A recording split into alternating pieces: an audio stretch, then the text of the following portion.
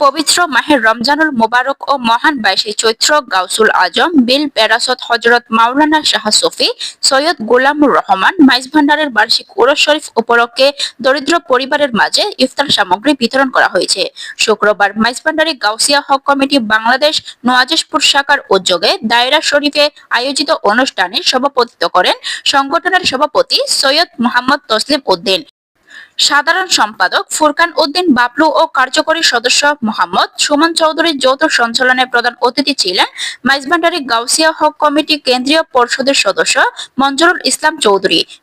বিশেষ অতিথি ছিলেন কেন্দ্রীয় পরিষদের সদস্য তাজ মোহাম্মদ মিয়া মেম্বার, সাংগঠনিক সমন্বয়ক মোহাম্মদ আলী মাস্টার, আনিস উল খান বাবর, মাওলানা তরিকুল ইসলাম চৌধুরী, উপদেষ্টা সদস্য কাজী হেলাল উদ্দিন, বেদারুল ইসলাম, আবু আলম চৌধুরী বাবুল, মোহাম্মদ মুসা,